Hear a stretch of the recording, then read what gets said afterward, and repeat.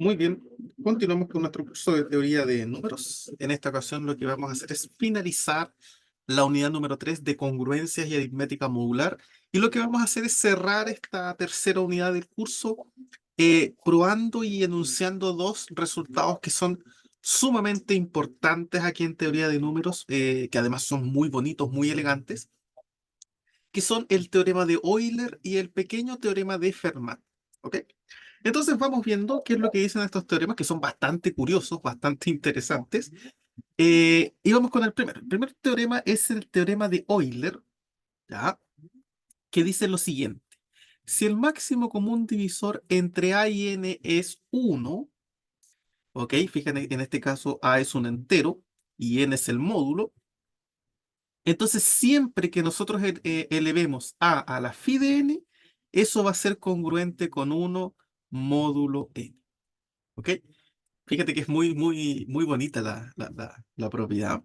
Sí, es una curiosidad más que nada, ¿no? O sea, nosotros ya estudiamos antes lo que era la función phi de n. Phi de n contaba la cantidad de primos relativos.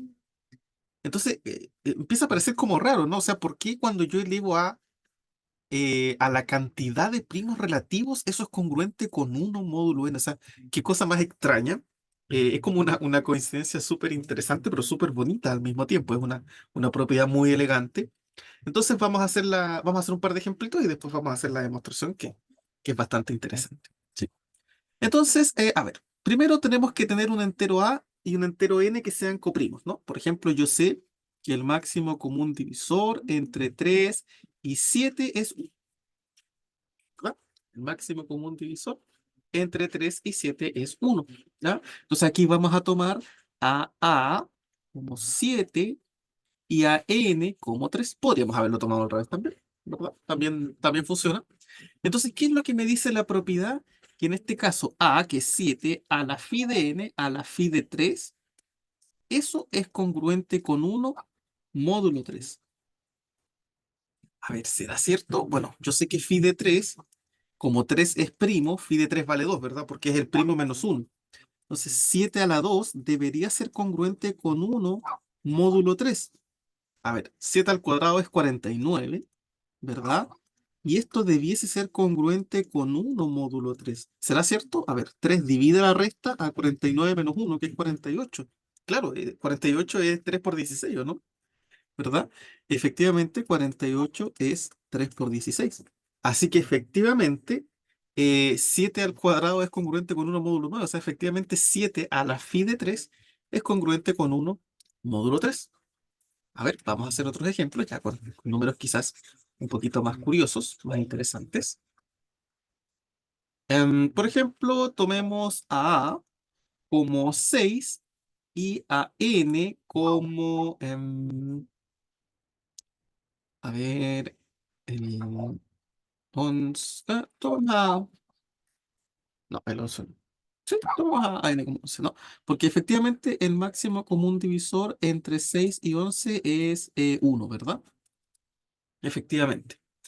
Bien, entonces, ¿qué se cumple? Se debiese cumplir, en este caso, que 6 a la phi de 11 debiese ser congruente con 1 módulo 11, ¿verdad? Y también se debería cumplir al revés, fíjense, 11 a la phi de 6 debiese ser congruente con 1 módulo 6, ¿o no? ¿Verdad? Se debiesen cumplir esas dos propiedades, ¿sí? Esta y esta.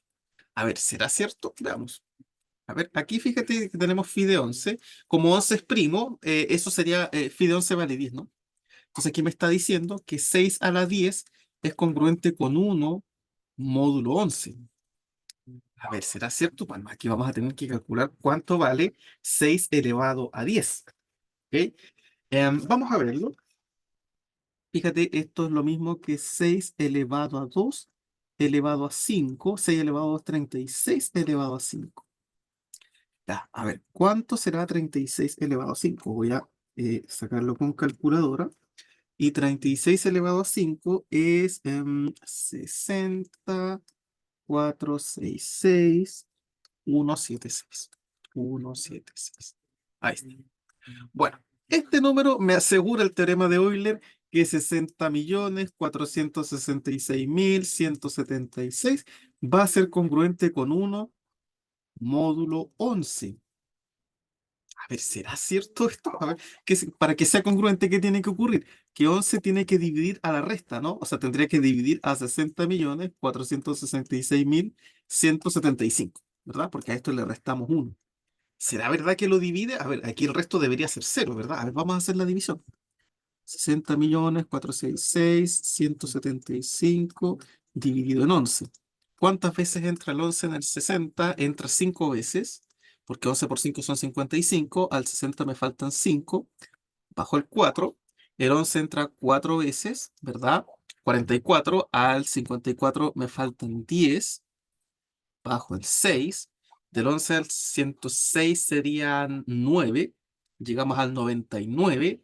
Aquí me sobran 7. Bajo el otro 6. Aquí serían 6, ¿verdad? 11 por 6 son 66. Al 76 me sobran 10. Bajo el 1. Aquí serían 9, ¿verdad? 11 por 9, 99. Al 101 son 2. Bajo el 7 al 20, aquí son 2 veces. 11 por 2, 22. Al 7 me sobran 5 y bajamos el 5 y claro, 11 aquí entra 5 veces y me sobra 0. O sea, efectivamente el resto es 0. O sea, efectivamente el número es divisible por 11, ¿no? ¿Verdad? Entonces, si se cumple la propiedad aquí. A ver, y veamos qué ocurre con phi de 6. A ver, voy a borrar esto. Voy a borrar esto y vamos a ver qué ocurre con el phi de 6. También debería darse la otra propiedad. ¿Sí? Aquí. ¿Cuánto vale phi de 6? Bueno, phi de 6 es lo mismo que phi de 2 por phi de 3, ¿verdad? Porque phi es una función multiplicativa. Y phi de 2 es 1 y phi de 3 es 2. Entonces esto me da 2. Entonces aquí me dice que 11 elevado a 2 debería ser congruente con 1 módulo 6.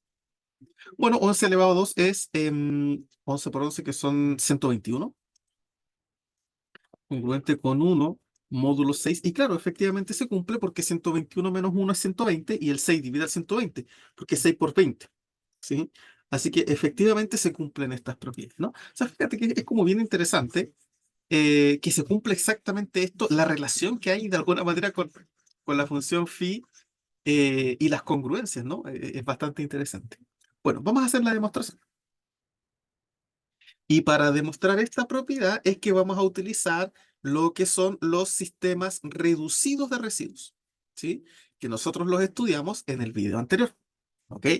Entonces, consideremos el siguiente sistema reducido de residuos módulo n. ¿Sí? Supongamos que yo tengo un sistema reducido de residuos módulo n, R1, R2 y así hasta R y D. Recordemos que los sistemas reducidos de residuos tienen exactamente phi de n elementos, ¿sí? ¿Qué ocurre? Si el máximo común divisor entre A y N es 1, que es lo que tenemos aquí en la hipótesis, ¿verdad? Aquí estamos suponiendo que el máximo común divisor entre A y N es 1. Fíjate que N es el módulo.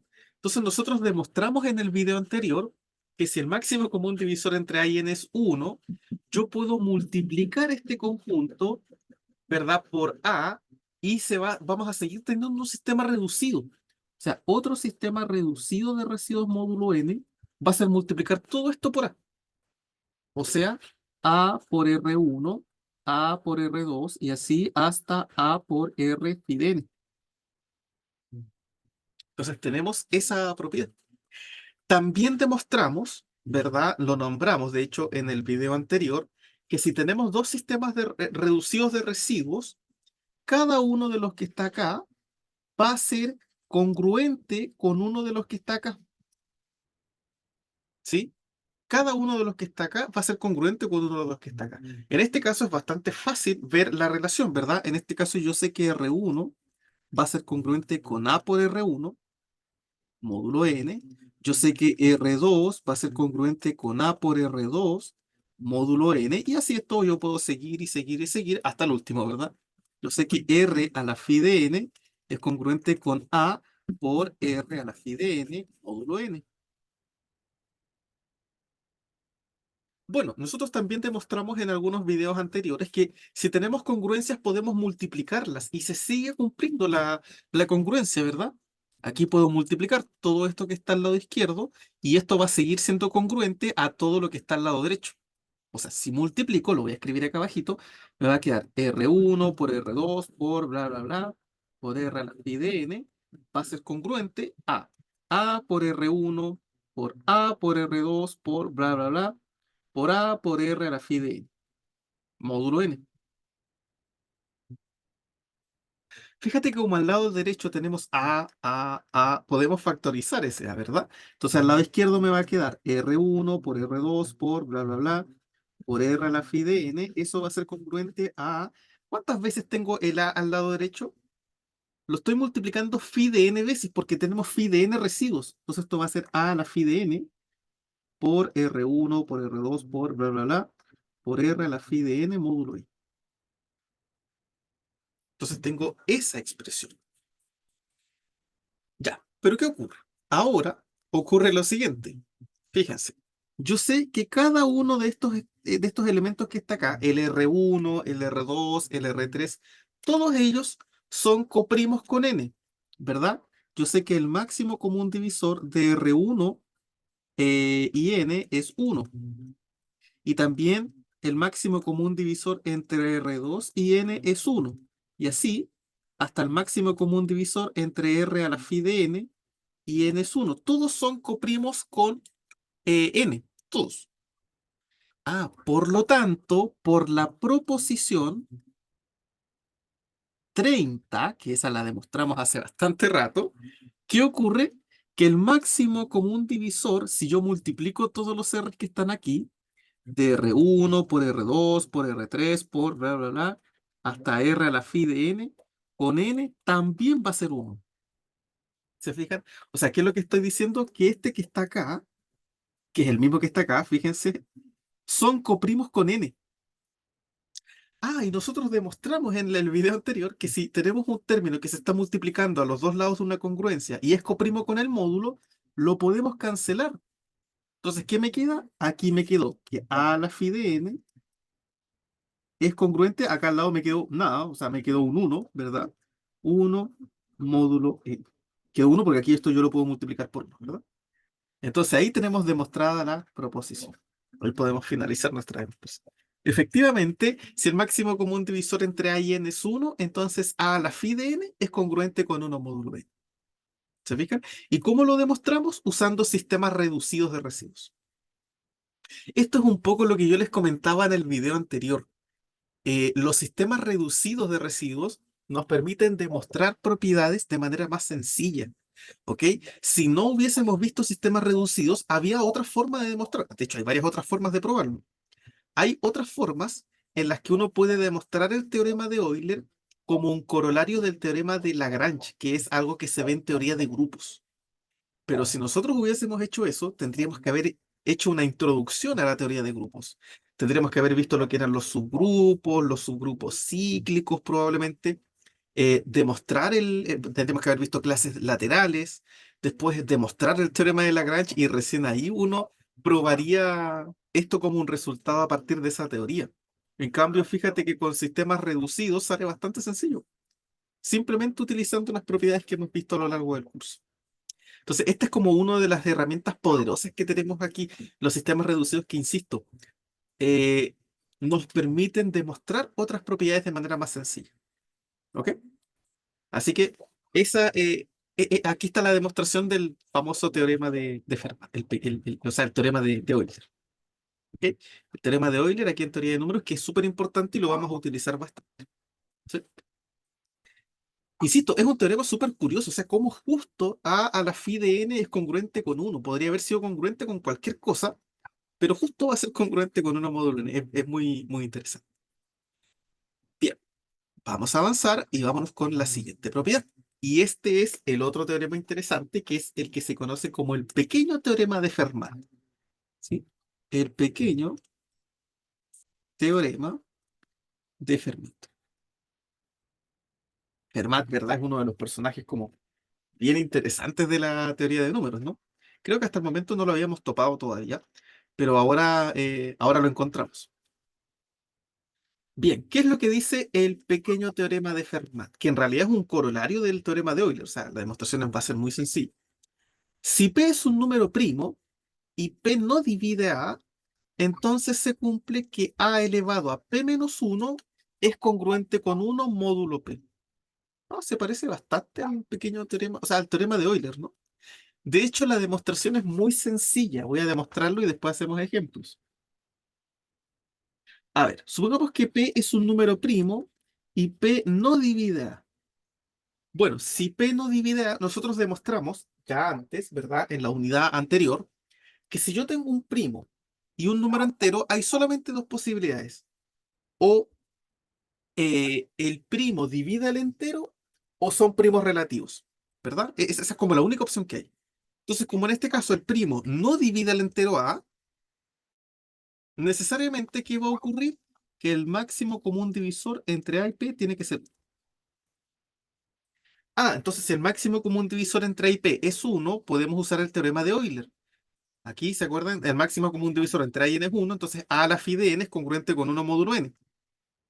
Entonces, en este caso, como el máximo común divisor entre A y P es uno, por el teorema de Euler, se va a cumplir que A a la phi de P va a ser congruente con uno módulo P. Pero recordemos que si P es primo, phi de P vale P menos uno, ¿verdad? El phi de P es el primo menos uno. Entonces esto es lo mismo que tener A a la P menos uno, congruente con uno, módulo P. Y listo. O sea, es literalmente un corolario del teorema de Euler. ¿Sí? Es simplemente un corolario del teorema de Euler. Pero un corolario súper bonito, súper elegante. ¿Sí? Eh, algunos ejemplos. Por ejemplo, tomemos un entero y un primo. Por ejemplo, yo sé que, por ejemplo, no sé, yo podría tomar como entero al 4 y como primo al 5, ¿verdad? Entonces, ¿qué se va a cumplir? Que a la p menos uno es congruente con uno módulo p. Es decir, a la 5 menos uno, o sea, en este caso a vendría siendo 4, ¿verdad? 4 a la 5 menos uno, que es 4 justamente, va a ser congruente con uno módulo 5. Esto me lo asegura el teorema de Fermat. A ver, ¿cuánto es 4 elevado a 4? Bueno, 4 elevado a 4 es lo mismo que 4 elevado a 2 elevado a 2. 4 elevado a 2 es 16. Y 16 elevado a 2 es 16 por 16. O sea, 6 por 6, 36. 6, 7, 8, 9. 36. 9. Aquí me queda 6, 15, 10. Sería 1056, ¿no? Eso debería ser... a ver, ¿qué dice ahí? No, creo que dice que se llama la cuenta, ¿no? A ver, 6 por 6, 36. 6 por unas 6, 7, 8, 9. Ah, no, multipliqué por 6. Por eso me dio un número que nada que ver. A ver, no puede ser, estoy fallando. Estoy a la mitad de un curso de teoría de números y no sé multiplicar. 6 por 6, 36. 6, 7, 8, 9. Y este es 6 y 1. Ahí sí. 6, 15 y 2, 250. Ahí sí. Ya, ahí sí, 256. Congruente con uno módulo 5. Ya, ahí sí. Y claro, ahora sí, efectivamente el 256 es congruente con uno módulo 5, ¿verdad? Porque el 5 divide la resta. 256 menos uno es 255. Y este número termina en 5, así que es divisible por 5, ¿no? Eso lo demostramos con los criterios de divisibilidad en la unidad anterior. Así que efectivamente se cumple. ¿Ok? Estos dos resultados son súper bonitos, se habla bastante de ellos, ¿verdad? Cuando uno trabaja teoría de números. Em, y son resultados que, insisto, son súper elegantes, son súper bonitos y son bastante útiles. Los vamos a usar bastante. En la última unidad, por lo menos, vamos a usar bastante el teorema de Euler. Así que es bastante importante conocerlos. Sí. Fíjense que estos teoremas que de repente tienen, probablemente haya mucha gente que los haya visto en internet, son teoremas, insisto, que se nombran bastante, entonces uno pensaría que tienen una demostración súper compleja y llegamos a estas alturas y nos damos cuenta que hemos demostrado cosas más difíciles, ¿no? O sea, que esto es bastante trivial para lo que hemos llegado a probar en algún momento. Así que eso es algo bastante interesante. Fíjense también que si Bueno, para alguien que no ha seguido el curso, quizás muchas cosas de las que nombramos aquí son complejas, no las entienden, porque finalmente la teoría de números se construye, es como una especie de pirámide, uno empieza a construir la base, ¿verdad? O es como una torre, uno va partiendo de los cimientos y sobre eso uno va subiendo y va viendo cosas cada vez más complejas, ¿sí? Es bastante similar el constructo que uno hace aquí en teoría de números al que uno hace en geometría plana, por ejemplo. ¿No? En geometría plana uno igual parte de un par de axiomas y de ahí construye toda la geometría plana. Aquí en teoría de números igual, nosotros partimos de los axiomas de los enteros y con eso construimos todo finalmente. ¿Sí? Así que es bastante bonito llegar a este nivel. Bien, probemos algunas otras cosas más y con esto ya cerramos la unidad también y entraríamos ya a la siguiente unidad. Bien, proposición 89 dice, si P es un número primo, entonces A elevado a P va a ser congruente a A módulo P. Siempre se va a cumplir eso, ¿sí? Por ejemplo, si P es un primo, no sé, por ejemplo, 5, ¿verdad? Entonces cualquier número, no sé, por ejemplo, el 100 elevado a 5 va a ser congruente al 100 módulo 5. ¿Te fijas? O sea, eso es lo que nos está diciendo, ¿ya? Bien, vamos a hacer la demostración. Bien, y la demostración es bastante sencilla igual. La verdad es que las demostraciones ahora no están tan difíciles. Em, a ver, si P es un número primo, ¿verdad? Y bueno, y P no divide A, ¿verdad? Obviamente aquí tenemos que pedir que P no divida A. Entonces, ¿qué es lo que ocurre? Se cumple el pequeño teorema de Fermat, ¿verdad? Se cumple el pequeño teorema de Fermat. O sea, ¿qué se cumple? Que A a la P menos 1 es congruente con 1 módulo P, ¿verdad? Entonces, en este caso, a ver, de hecho, aquí la demostración, yo la voy a dividir en dos casos ahora que estoy viendo, ¿sí? A ver, voy a hacer esto, pero me falta explicar algo. Fíjate que aquí yo estoy simplemente pidiendo en este resultado que P sea un número primo, ¿verdad? Si P es primo, entonces P y A tienen dos posibilidades. Ya lo había dicho, ¿verdad? Hay dos posibilidades. O P divide A o el máximo común divisor entre P y A es 1. ¿Se fijan? O sea, son las únicas dos posibilidades que hay. Entonces, vamos a demostrar la propiedad como en los dos casos. ¿Se fijan? Eso es lo que quiero hacer. ¿Ya? Que partí inmediatamente y no expliqué esto. ¿Ya? Entonces, vamos con el primer caso. ¿Ya? Partamos con esto. ¿Sí? Supongamos que P no divide A. Si P no divide A, entonces el máximo común divisor entre A y P es 1. ¿Cierto? Porque es la única opción que hay. ¿Ya? Bueno, entonces, ¿qué ocurre? Por el pequeño teorema de Fermat, A elevado a P menos 1 va a ser congruente con 1 módulo P, ¿verdad? Eso fue lo que demostramos recién. Aquí, el pequeño teorema de Fermat.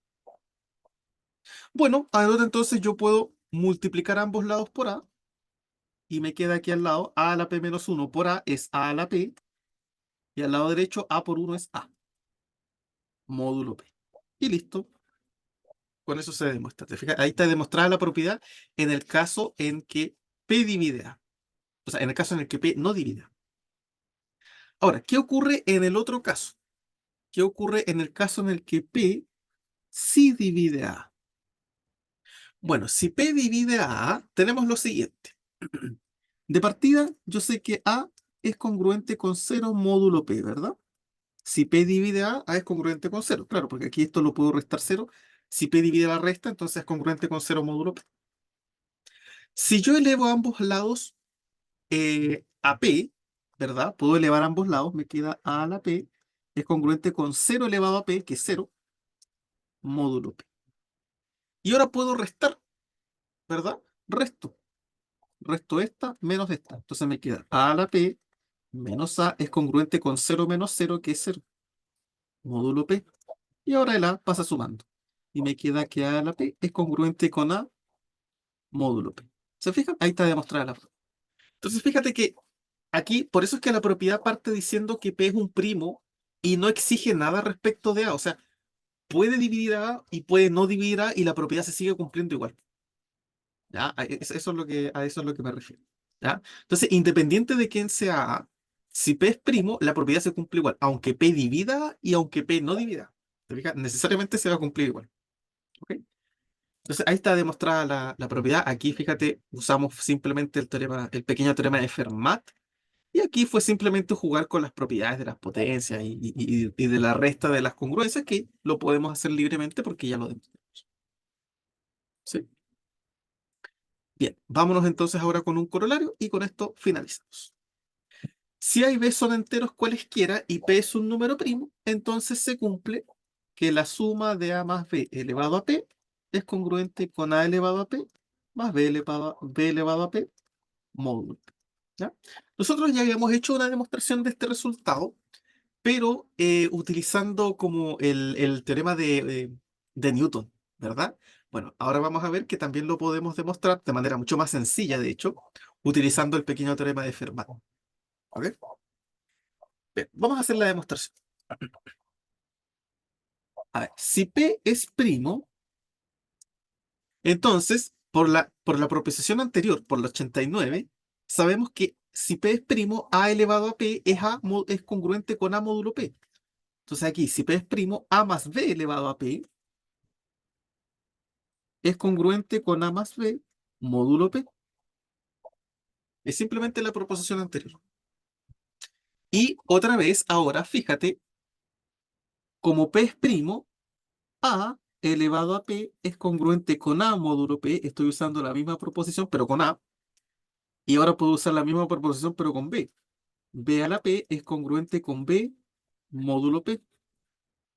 Entonces, si yo sumo, aquí me queda A más B, lo voy a poner a este ladito de acá, es congruente con A a la P más B a la P módulo P. Y por lo tanto, por transitividad, ¿qué tenemos? A más B a la P es congruente con A más B, pero A más B es congruente a la P más B a la P. Por lo tanto, podemos pasar en banda, ¿verdad? De largo, y decir que A más B a la P es congruente con A a la P más B a la P módulo. ¿Se fija? Y con eso está demostrada la propiedad. O sea, fíjate que esta propiedad, insisto, ya la habíamos demostrado antes, y ahora la demostración sale muy sencilla. ¿Sí? Muy sencilla. Bien, esto es todo entonces. ¿Sí? Fíjense que estos resultados que son súper importantes y que los vamos a usar bastante, el teorema de Euler, el teorema de Fermat, son teoremas súper importantes en la teoría. No solamente, digamos, son resultados bonitos, sino que también son súper útiles.